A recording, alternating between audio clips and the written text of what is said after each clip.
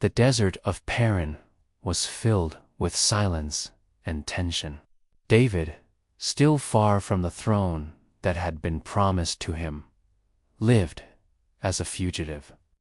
Surrounded by loyal yet weary men, his life was a constant weaving of waiting and persecution. Samuel had died, and the emptiness left by the prophet weighed heavily upon Israel.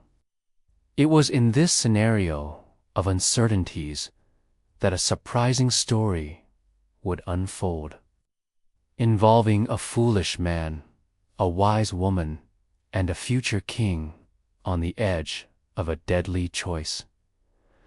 The man was Nabal, wealthy, prosperous, and feared by many. His name carried irony, meaning fool, and his conduct matched every letter. Harsh in dealings, blinded by arrogance, he never imagined that his refusal to grant a just request would change the fate of his household. His flocks expected only a gesture of recognition, a sign of gratitude, and the humiliation cut deep, awakening in him a wrath that could forever stain his story. The weight of injustice made David arm himself with fury.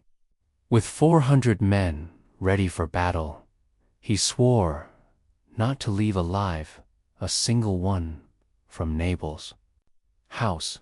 The decision seemed right in the eyes of vengeance, but not in the eyes of God. The sword was already raised, and the night was about to be stained with blood. Yet, while the future leaned toward disaster, a wise voice rose in silence, prepared to change the course of everything. Abigail, Nabal's wife, saw what no one else perceived. The danger was not only in David's anger, but in the stain that act would leave upon his conscience and upon his royal calling. With courage, she gathered food, mounted her servants, and went alone to meet an enraged man. Between the madness of her husband and the fury of a warrior, she chose to be the bridge. Her words would become like cold water poured over burning fire. What happened in that meeting changed not only the night, but David's very destiny. A woman, in a single act, saved an entire household and preserved the future of a king. But how did Abigail manage to disarm vengeance? And what did heaven have reserved for her after her boldness? This is the story of the woman who stopped a bloodbath. Hello, it is so good to have you here once again. Today, we are going to dive into one of the most fascinating and moving stories of the Scriptures. A narrative that unites tension, courage, and divine providence. The life of David before he became king was marked by moments of fleeing, persecution, and decisions that could forever change the course of his journey. It is precisely in this time of trial that an often forgotten episode arises, but one filled with powerful lessons. Imagine being in David's place, far from the throne, pursued by Saul, surrounded by men who depended on his leadership, and, at the same time, facing the grief of losing the prophet Samuel. It was a time of insecurity and waiting, where each gesture, each decision, could mark his reputation and his future as God's chosen one. In this setting, the provocation of an arrogant man ignited in David a flame of vengeance that almost led him to stain his hands with innocent blood. But God always has his instruments of peace. And in the midst of this tense plot, a woman appears as an unexpected protagonist, Abigail. With her wisdom, humility, and courage, she not only saved her household, but also protected David from committing an irreparable mistake. It is impressive how the intervention of a single person at the right moment can change destinies and preserve honor before God. This story is more than an ancient account. It invites us to reflect on our own choices in the face of injustice. How many times are we also tempted to react in anger when God calls us to trust in His justice? And how many times does He place people around us to remind us of the right path? So take this opportunity to subscribe to the channel and activate the notifications. Because in the next videos, we will explore equally transformative stories. Also, leave your like so this video can reach and bless more people. And tell me in the comments, from which city and country are you watching this video? It is always a joy to know how far the Word of God is reaching. Obedience did not hide the anxiety. David walked through the desert of Paran, accompanied by men who believed in his leadership. Even though everything around seemed uncertain, Saul continued to pursue him as an enemy, even knowing that God had already anointed David as the future king. The recent death of the prophet Samuel increased even more the weight upon David's shoulders. Without the voice of the one who counseled him with firmness and tenderness, he now felt more alone in his decisions, tested at every step. The desert, with its scorching days and freezing nights, had become both refuge and battlefield for David's soul. There, every decision was an exercise of faith. Surrounded by loyal yet weary men, David needed to sustain their hope with words of courage, even when his own soul wavered between confidence and discouragement. It is in this setting that the figure of Nabal appears, a wealthy man, owner of many lands and flocks, but also of a foolish heart. Nabal lived in Maon and possessed property in Carmel. His wealth was remarkable: 3,000 sheep, 1,000 goats, many servants. To human eyes, he had everything to be respected, but his character exposed him. His very name, Nabal, meant fool or senseless, and his daily conduct never strayed from that description. He was harsh, selfish, ungrateful, and arrogant. The riches he possessed were not used to bless, but to feed his pride, while Nabal's flocks grazed in the fields. David and his men had not only been nearby, but had become involuntary guardians. Not a single animal was lost, not one servant harmed. On the contrary, Nabal's shepherds testified that they had never been as safe as during the days when David's warriors surrounded them. What had been spontaneous protection now required only a simple gesture of recognition. The time of sheep shearing was an occasion of feasting and generosity. Families celebrated with banquets, distributed gifts, and shared what they had.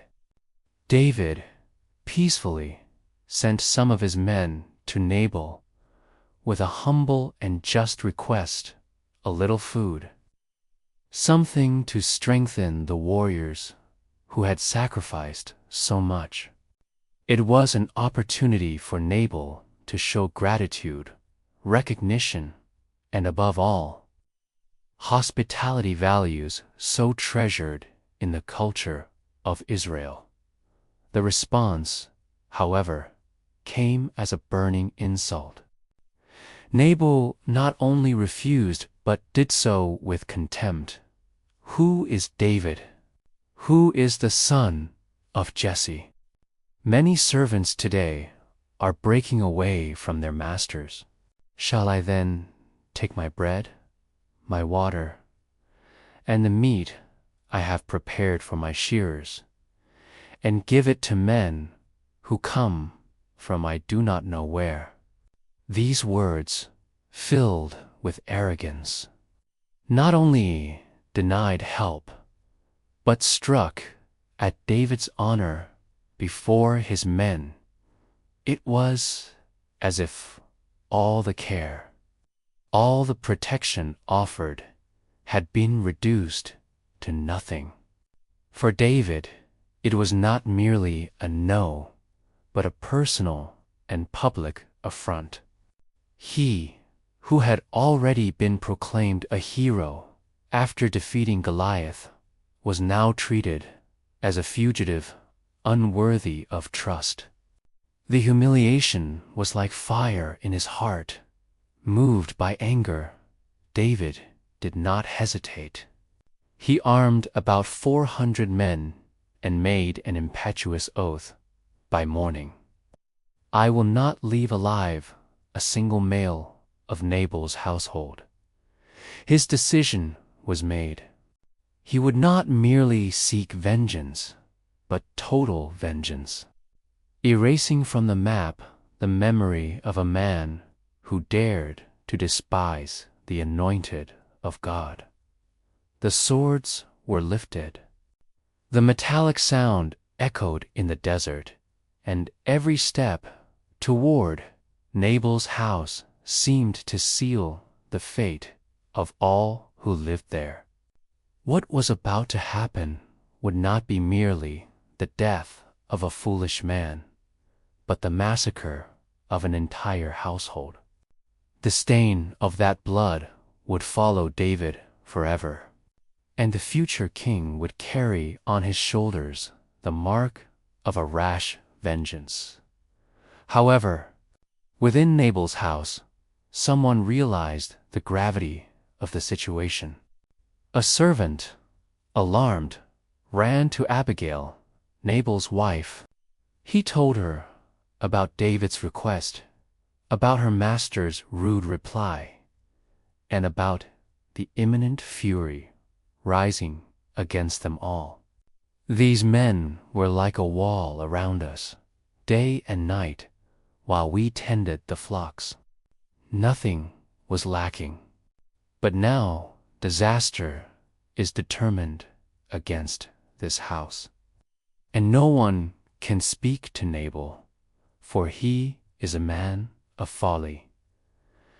Abigail listened attentively.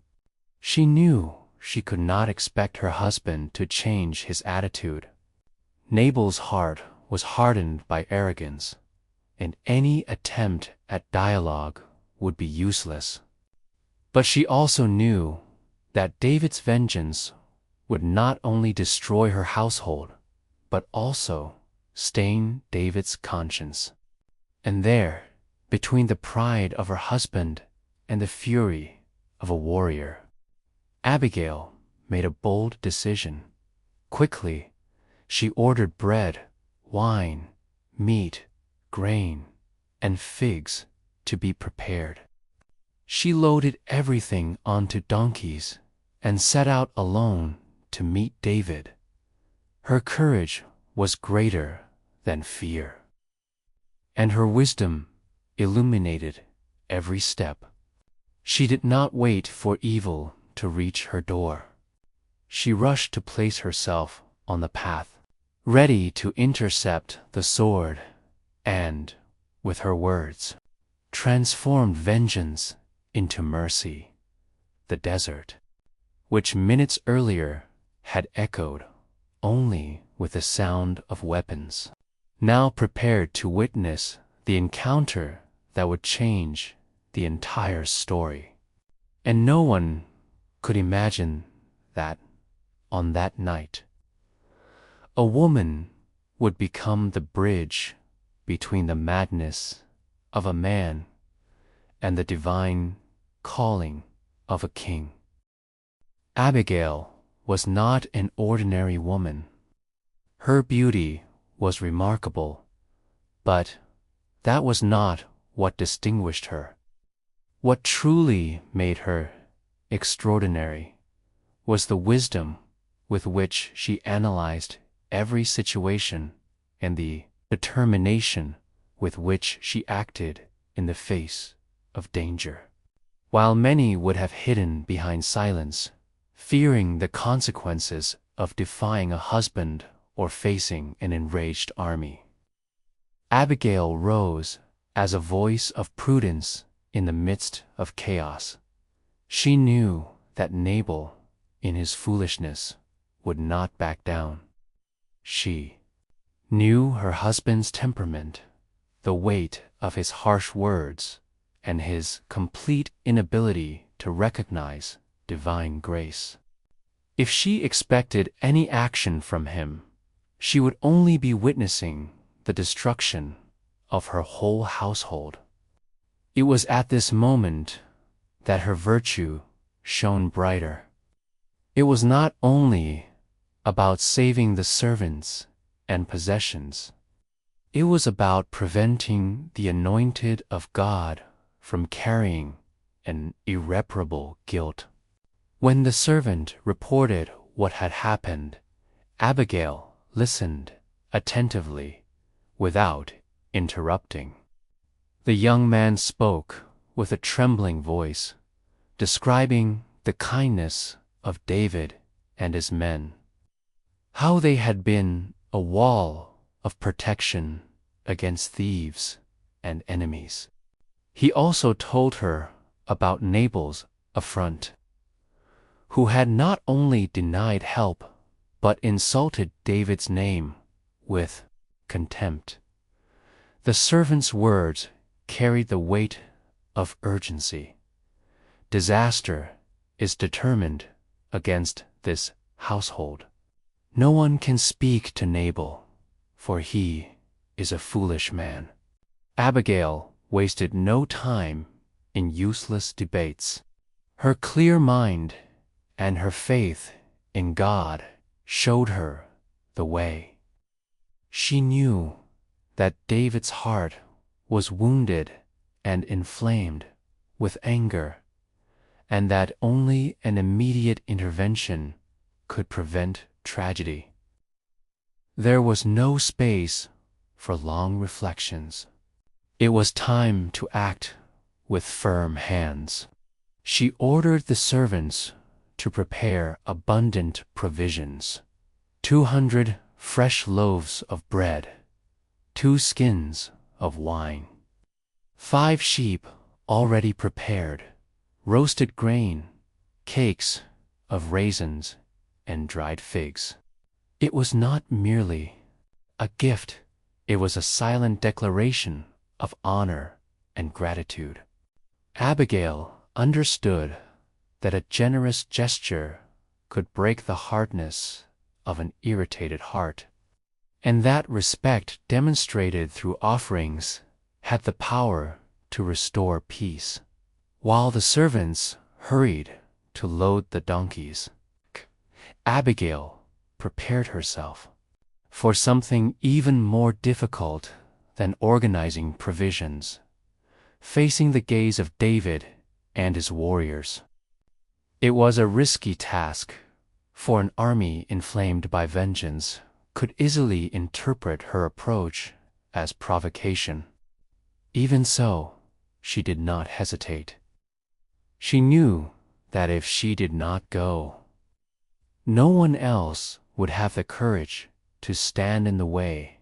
As she mounted her donkey, Abigail carried more than food. She carried courage, faith, and the certainty that God could use her voice to calm the storm. Her posture was not one of despair, but of confidence. She did not see herself merely as the wife of a foolish man, but as an instrument in the Lord's hands to preserve lives. As she advanced through the desert, night began to fall. The wind blew cold, lifting dust over the stony road. Abigail's heart beat quickly, but her eyes remained fixed on the horizon. She knew that with every step she was approaching the most decisive moment of her life. Behind her, the servants followed in silence, understanding that this woman was becoming the hope of them all. In her mind, certainly past memories of how Nabal had ruled the household with harshness, and of how many times she had needed to act to remedy his mistakes. But this time, the situation had far greater proportions. It was not about avoiding an argument or repairing a domestic offense. It was about preventing a bloodbath, a massacre that would forever stain the story of David. Abigail understood the weight of destiny. If David allowed anger to dominate him, his hands would be stained with innocent blood, and that could corrode his conscience for a lifetime. She was convinced that God was sending her to protect not only her household, but also the spiritual integrity of the future king of Israel. That awareness gave her strength to keep going, even though the road was long and the danger real. Every detail prepared was an expression of her prudence. The bread represented sharing, the wine symbolized restoration. The meat and dried fruits were reminders of abundance in the midst of the desert. Everything had been carefully chosen to speak louder than any insult. Abigail was building, through generosity, a bridge that could lead David back from the path of vengeance to the path of justice. The contrast was striking. While David marched, armed with 400 men thirsty for vengeance, Abigail advanced alone, mounted on her donkey, accompanied only by servants carrying gifts. One woman against an army. But within that apparent weakness hid an invisible strength, the wisdom that comes from the fear of the Lord. At that moment, Abigail was not only Nabal's wife, she was a silent leader, a courageous intercessor, a guardian of life. Her determination illuminated the night, and her virtue resounded like a song in the desert. As the moon rose over the horizon and cast its silver light upon the hills. Abigail continued her march. Soon she would meet David and his men. Soon her voice would have to rise against fury. But what would happen when the gaze of a wise woman met the inflamed gaze of a warrior? Would Abigail succeed in stopping David's vengeance? Or would her courage be in vain before swords ready for massacre? This encounter would forever change the destiny of all involved, including the future king of Israel.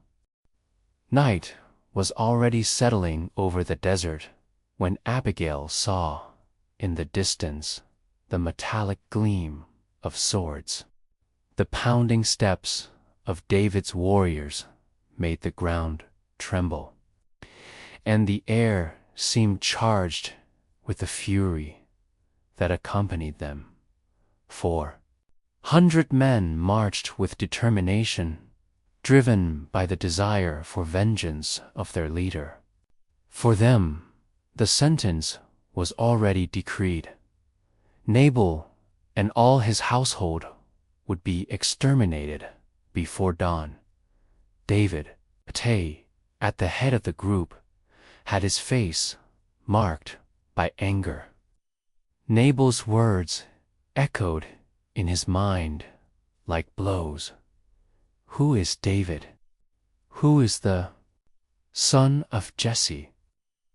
The affront had not only wounded his personal honor, but had exposed him before his men as someone unworthy of respect. He, who had already faced giants and battles in the name of the Lord, was now treated as a worthless fugitive. The humiliation burned within him, fueling the desire for vengeance. It was then that Abigail appeared, mounted on her donkey quickly. Descending the slope of the road, she looked small before the armed multitude, but her courage shone brighter than the steel of the swords. Without hesitation, she dismounted and before the future king of Israel, threw herself with her face to the ground. There was no arrogance in her act, only humility and wisdom. Silence fell over the group. The men watched the unusual scene, a woman alone, with servants carrying provisions, prostrate before their enraged leader.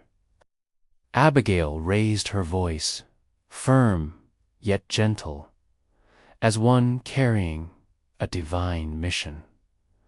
My lord, the guilt is all mine.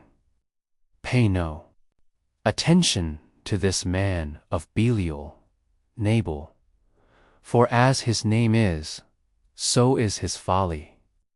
I, your servant, did not see the young men you sent. Now accept this gift I have brought, and forgive the transgression of your servant.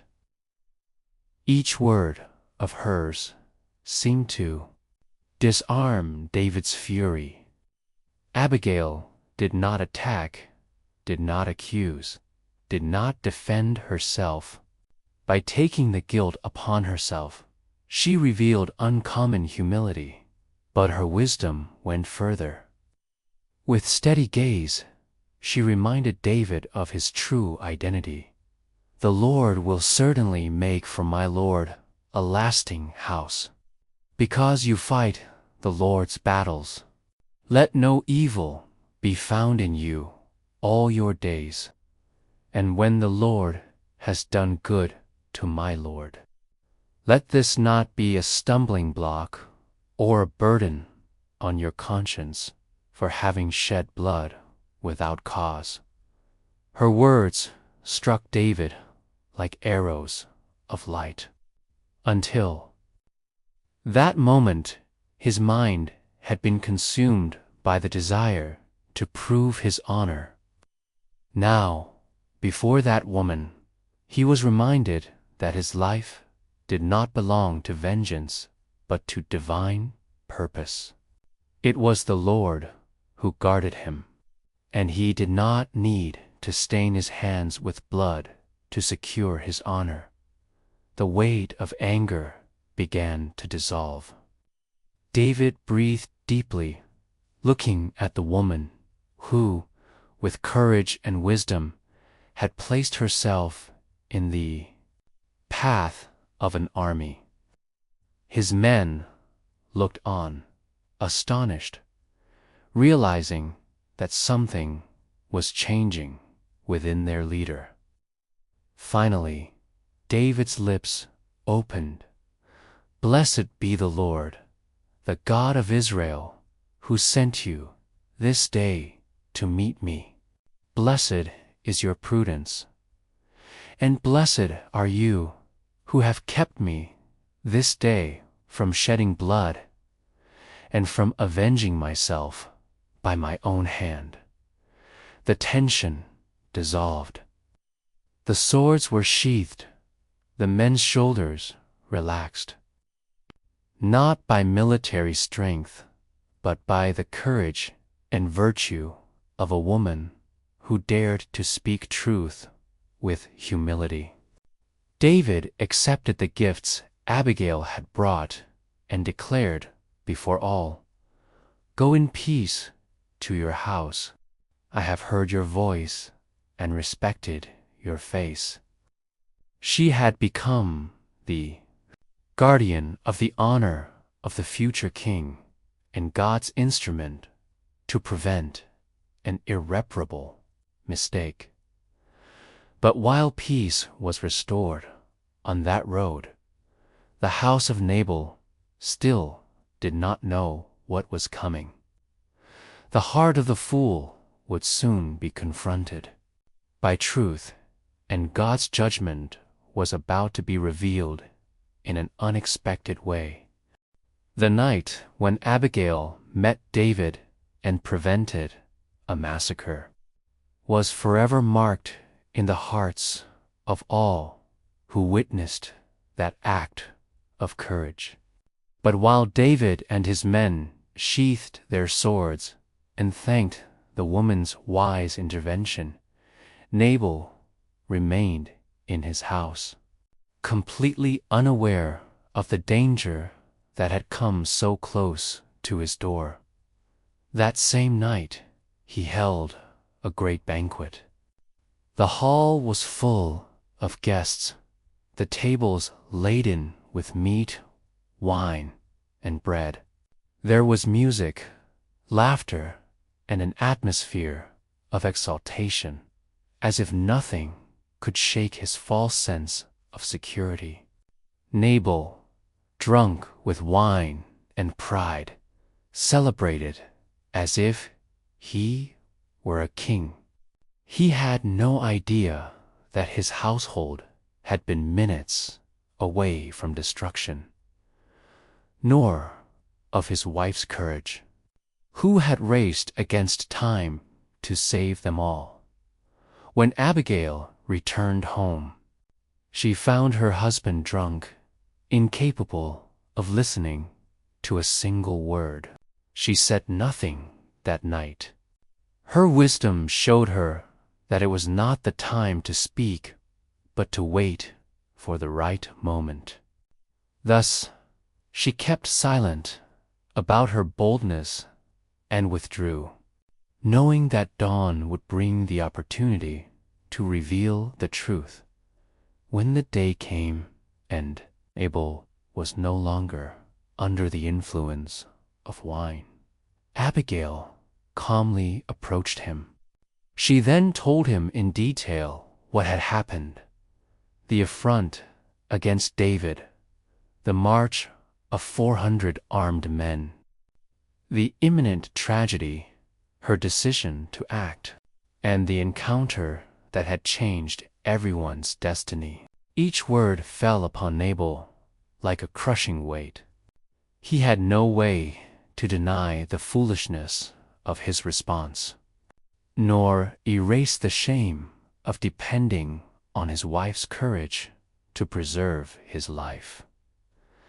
The Bible describes that, upon hearing Abigail's words, Nabal's heart failed within him, and he became like stone. It was as if his own conscience had struck him so violently that his body could not withstand it. The arrogance that so often gave him confidence now abandoned him. The glory he had displayed before his servants and guests was transformed into silent humiliation. For 10 days, Nabal remained prostrate, weakened until the Lord struck him, and he died. Foolishness, which so often seems small or even acceptable in the eyes of the world, there met its tragic end. Nabal had everything: wealth, property, servants, but he did not possess gratitude, humility, or the discernment to recognize God's favor. And his life ended without honor, remembered not for the abundance of his goods, but for the weight of his folly.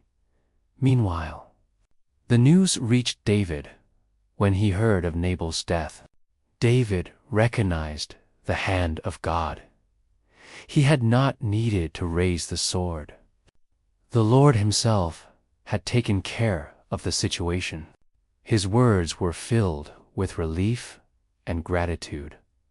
Blessed be the Lord, who has pleaded my cause against Nabal and kept his servant from doing evil. The Lord has returned Nabal's wickedness upon his own head. For David, and vengeance must not be taken by human hands. But there was more. David did not forget the woman who, with her prudence, had saved his conscience and kept him from committing an irreparable mistake. He sent messengers to Abigail with an unexpected proposal that she become his wife. It was not merely an act of recognition. It was also a sign of how deeply he valued the virtue and faith he had seen in her. When Abigail heard the proposal, she bowed before the messengers and answered with humility, "Here is your servant. To be a servant who washes the feet of the servants of my Lord." Her response was not born of ambition, but of submission to God's will. Thus, she left behind the household marked by Nabal's foolishness and went to live beside the one who would become king of Israel. The contrast between the two men in her life could not have been greater. Nabal, the fool, lost everything because of his pride and ingratitude. David, despite his flaws and impulses, recognized the voice of God in the prudence of a woman and was preserved from a fatal mistake. Abigail, in turn, was exalted. Not the death of Nabal brought silence and peace to that household once marked by pride and folly. The man who had so often humiliated servants and wounded hearts was suddenly gone, leaving behind only bitter memories. Yet, in the ashes of disdain, God caused a new story to bloom. Abigail, the woman who had stood between David's wrath and the blood of her family, was now called to a new chapter of her life, to walk beside the future king of Israel.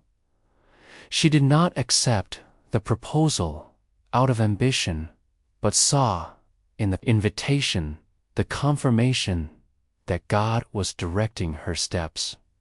Then she answered, "Here is your servant, to be the one who washes the feet of the servants of my Lord." Her attitude revealed not vanity, but submission to the will of the Most High. And so, the woman who had once saved her household from destruction was no longer a prisoner of sorrow, but a participant in a new future. At David's side, she found not only a home, but also a greater purpose. The household, once marked by folly, would now be remembered for virtue, and Abigail's name would echo throughout history as an example of courage and prudence. The union of Abigail and David reveals more than a marriage. It is the symbol of how God transforms tragedies into new beginnings.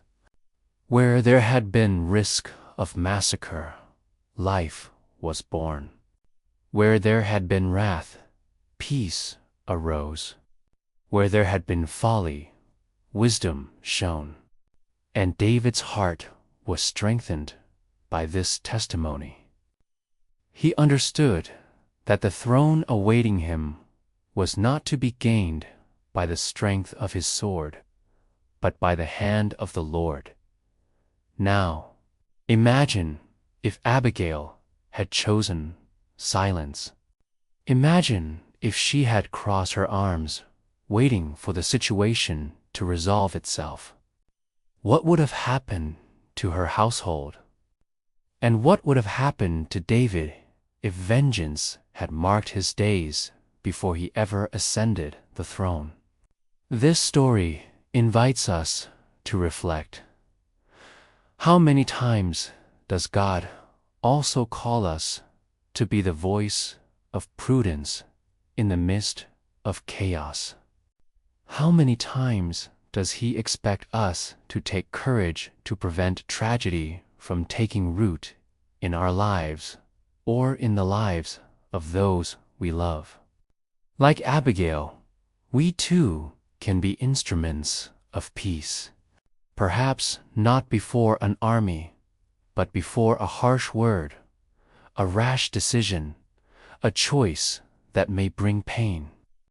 The wisdom that comes from God is still able to transform destinies. The union of Abigail and David was not only the end of one story, but the beginning of another. He, the future king, had learned that true greatness was not in avenging himself, but in waiting upon the Lord. She, the wise woman, had been exalted for her courage and humility, and together they became a living testimony that God honors those who trust in Him. This narrative still echoes today as both a warning and a hope. Nabal's pride led to ruin. David's wrath nearly diverted him, but Abigail's virtue opened a new path, reminding us that the right choices made at the right time can change not only one night, but an entire future. And if this story has touched your heart, remember, God can also use you to prevent destruction, to bring peace where there is only war, to plant hope where there is despair. Like Abigail, your voice can be the instrument that saves lives and preserves destinies. I take this moment to invite you to subscribe to the channel, because many other transformative stories like this one are yet to come to strengthen your faith. and prepare your heart for the future God has for you. The story of Nabal, Abigail, and David is not just a distant account from the past. It is a powerful reminder of how choices shape destinies. We see a man who, despite his riches, allowed himself to be ruled by pride and ended up reaping destruction. We see a future king called by God, almost ruining his own honor by giving in to anger.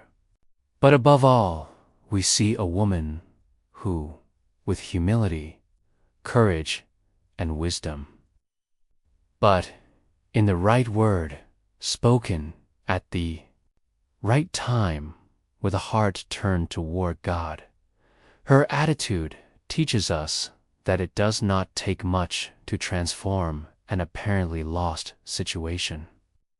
Only the courage to act and the faith to trust that the Lord can use even the simplest gestures to accomplish great things. And perhaps this is the great lesson for our lives today: to trust God when everything seems out of control. How many times are we also tempted to act out of anger, haste, or vengeance? How many times does pride threaten to destroy relationships, families, friendships? In such moments, Abigail's story echoes as an invitation. Choose wisdom, choose humility, choose to be an instrument of peace. If Nabal represents the foolishness that leads to ruin, Abigail represents the prudence that leads to life. If David almost yielded to vengeance, it was the voice of a wise woman that reminded him that his life was in God's hands, not his own. In the same way, we too need such voices along our path, and often we need to be that voice for someone else. May each of us choose to walk with the wisdom that comes from above, trusting that God takes care of our causes and that justice belongs to Him. And may we, like Abigail, be remembered not merely for outward appearance, but for a heart that reflects courage and faith in the Lord. If this message has spoken to you, do not forget to like the video, for that way it will reach and bless many more people. Share it with friends and family so that they too may be inspired by the courage and wisdom of Abigail. And of course, subscribe to the channel so you will not miss the next Bible stories. May Abigail's wisdom inspire our decisions, and may the hand of God continue guiding every step of our journey until the day when Christ returns to take us with Him. See you in the next video.